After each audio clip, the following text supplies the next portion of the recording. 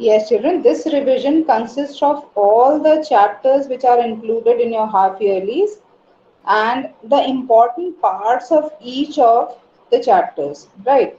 So the first is crop production, and with the crop production I would like to tell you what precautions must be kept in mind while sowing the seeds in the field, right? Now, what precaution should be kept in mind while sowing the seeds in the field is, first of all, when you sow the seeds in the field,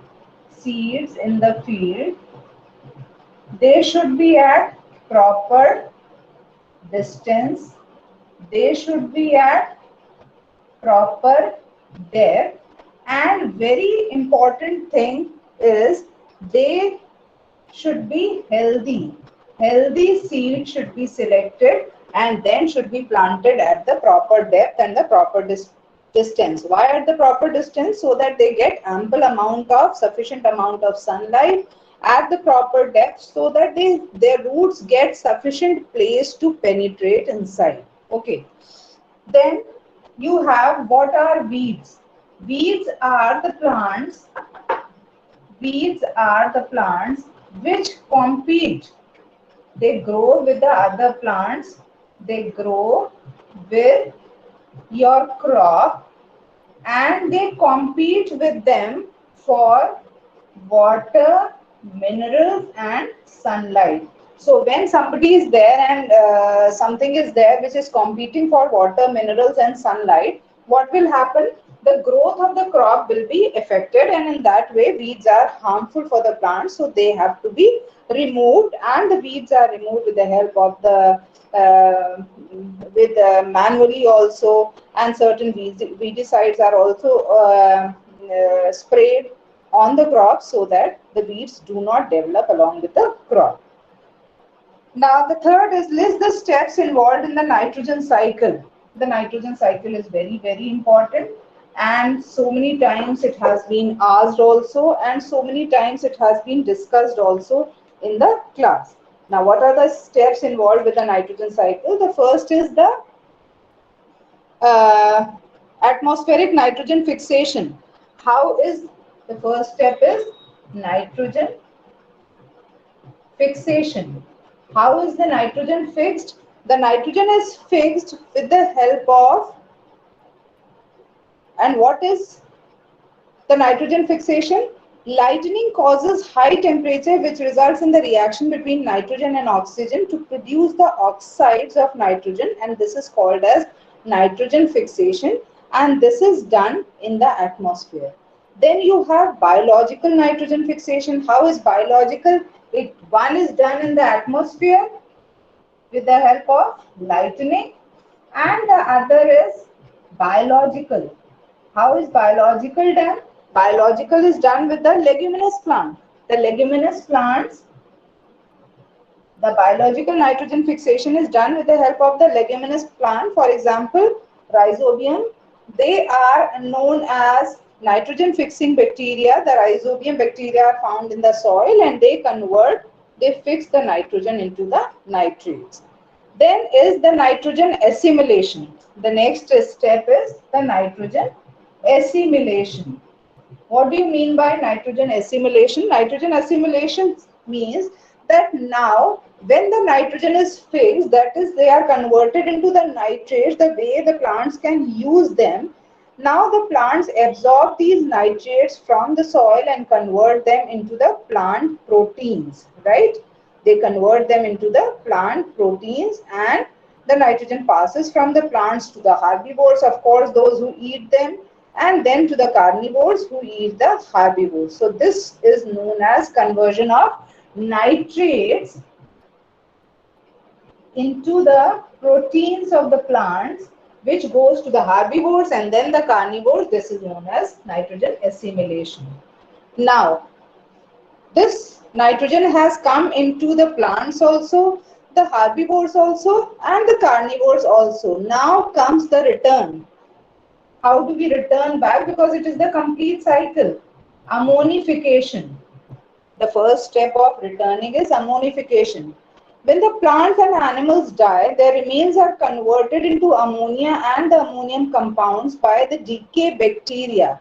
Now, these nitrates have transferred into the herbivores and the carnivores in the form of the plant proteins. When they die, what happens? The bacteria, they start acting on it, and these complex organic compounds, proteins, they start converting into ammonia, and this process is known as ammonification. Okay. Then after ammonification, we have nitrification, because it was not in the form of ammonia. We took the nitrogen from the atmosphere. It was in the form of nitrogen, so we have to get nitrogen back. So converting these compounds are taken up by the plants and the rest are converted into nitrates by the nitrifying bacteria. This conversion of ammonia into the nitrates is called as nitrification. Then we have the last step, that is denitrification. Denitrification is, you should know the steps of each of the nitrogen cycle, and you should know at least one one-liner definition from each if it comes for the long answer. So denitrification, the rest of this is converted into free nitrogen. After this denitrification, we get free nitrogen back into the atmosphere. So this was nitrogen fixation, right? Now from the next chapter, that is the synthetic fibers, what are the advantages and the disadvantages of the synthetic fibers?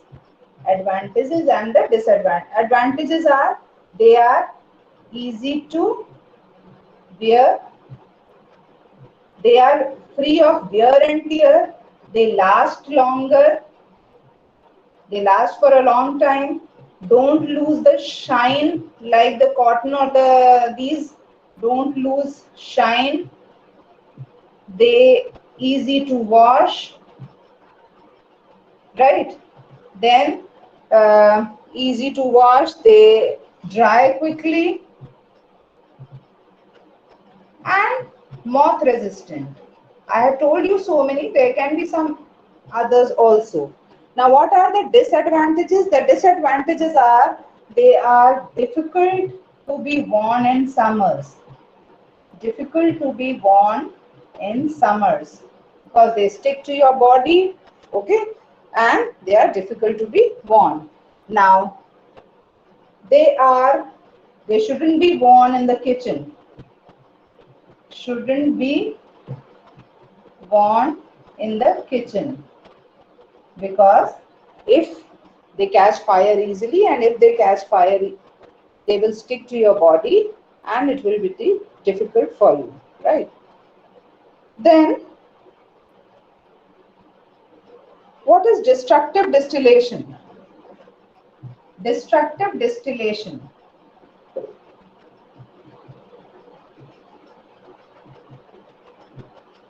Destructive distillation of coal. Destructive distillation of coal is burning the coal in the absence of, destructive distillation is burning the coal in the absence of oxygen, right? Or in insufficient. Destructive distillation is done by heating coal strongly to 1000 degrees Celsius in the absence of air. I told you in the absence of oxygen. So coal in absence of oxygen. And what are the products of this destructive distillation? You have coke, you have coal gas, you have coal tar, and you have ammonium compounds. So what is destructive distillation and what are the products of the destructive distillation? One-liner definition for each you should know. Okay. Then fractional distillation, fractionating column. What do you do in the fractionating column? How the petroleum is, distillation of petroleum is done in the fractionating column. Diagram of fractionating column is very, very important. Now, what is fractional distillation? It is what is fractional distillation? It is putting petroleum, crude petroleum is put in the fractionating column, and the different fraction, that is the different components which are there in the crude petroleum, they are obtained. Now, how are these different components in the crude petroleum they are obtained? Because the each component has different boiling point, right? So the fractionating column is made like this, and there are several stairs, and each of the components deposit in the several stairs because they have different boiling point. Each of the components in the fractionating tower has different boiling point, and the different components which are obtained are called as different fractions. Then, what are inflammable substances from combustion and flame? What are inflammable substances? The substances that have very low ignition temperature. Inflammable substances. The substances which have very low ignition temperature.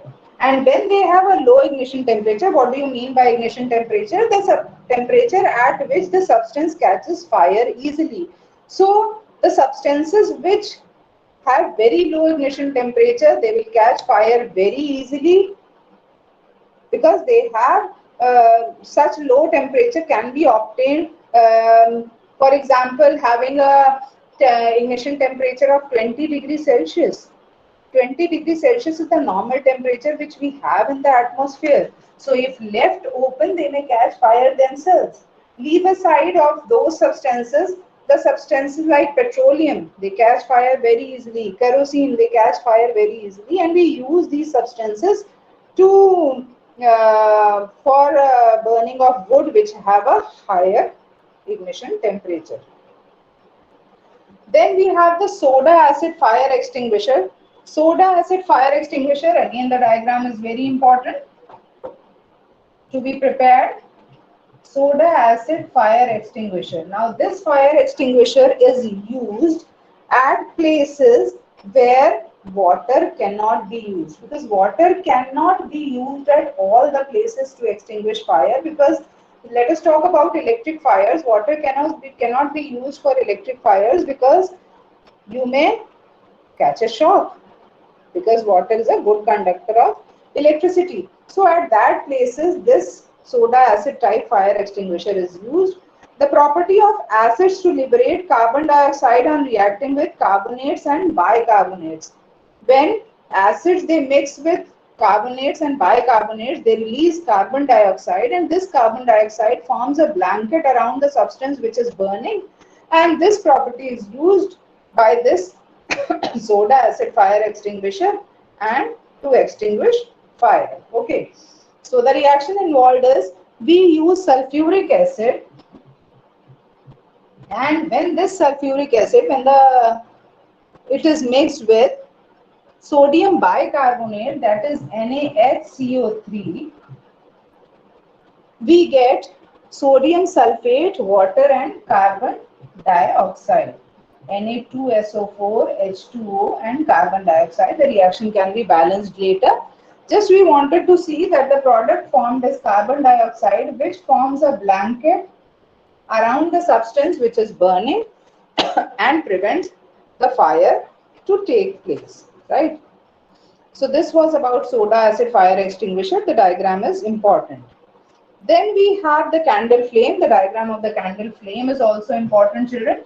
We have the different zones of the candle flame. You have seen the outer and then the inner like this. The diagram of the candle flame is important. What are the 4 zones of the candle flame? The first is the non-luminous zone. The first is the non-luminous zone. The non-luminous zone is the hottest part of the candle flame. It is the outermost zone. And because it is the outermost zone, the supply of oxygen is sufficient, and hence the complete combustion occurs, making it very hot. And because the complete combustion is taking place, it appears blue, right? Then the second is the luminous zone. Then the second is the luminous zone. The oxygen supply is a bit low than the top one.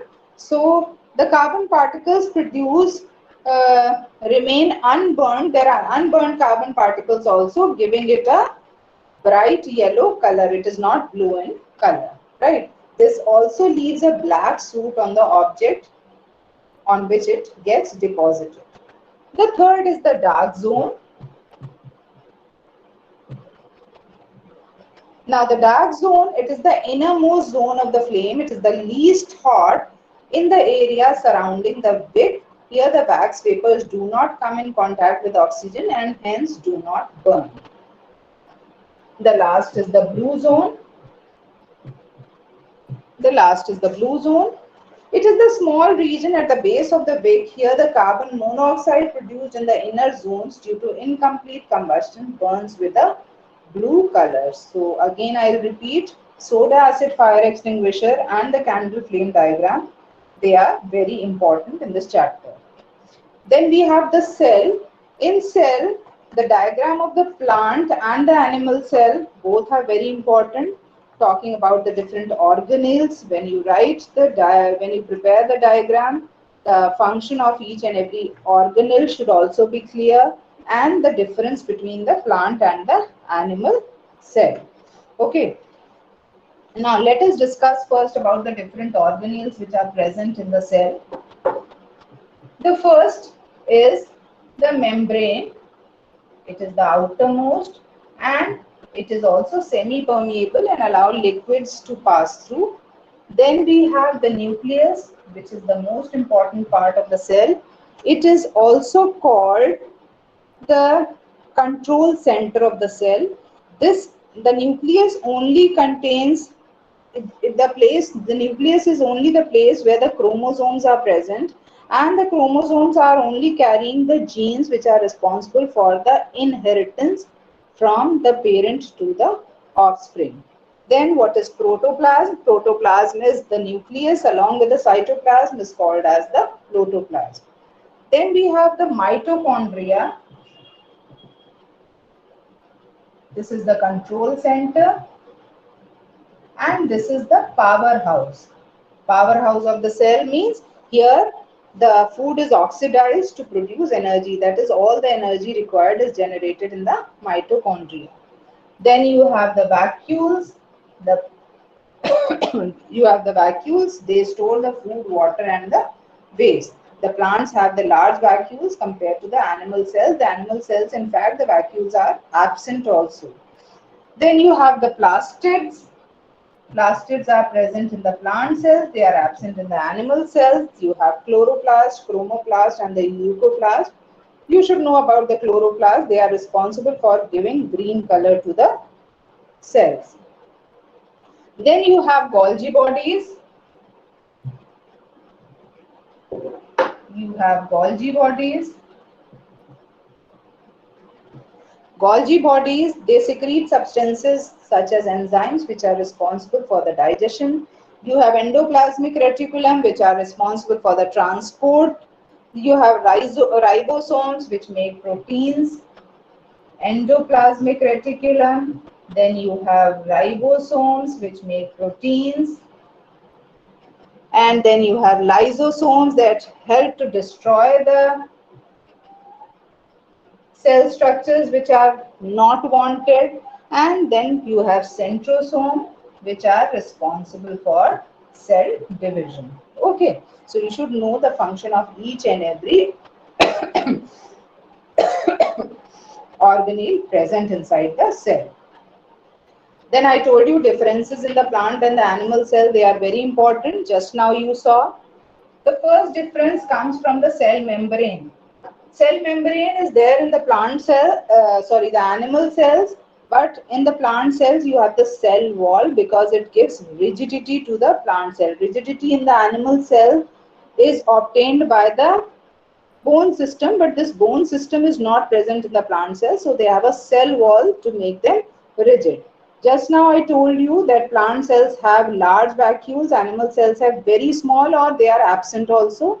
Then you have plastids. Plastids are present in the plant cells, but they are absent in the animal cells. Plant cells do not have centrosome, and animal cells, they have centrosome, right? So this was the difference between the plant and the animal cell. Then you have reproduction. Reproduction, what is internal fertilization, what is external fertilization. Difference between internal and external fertilization, and where does it take place. Internal fertilization, you have seen that it takes place in some animals and basically it takes place in the humans. External takes place in the frogs and the other aquatic animals. Please see that how it takes place in the frogs. You should be able to explain it, that how do they leave sperms at some spot and then they meet the ova and then the eggs are formed and the zygote is formed. How it takes place in the humans, the internal fertilization. What is fertilization? Everybody knows what is fertilization. Fertilization is the fusion of the male and the female gamete to produce a zygote, which later on develops and turns into a baby. Okay, so these were the important things about the several chapters which are coming in the test. The important parts, try to learn everything which are related to these parts, the diagrams which I told you, soda acid, candle flame, the cell, these diagrams are very, very important to be prepared. So that was all about the chapters which you did today. Thank you, children.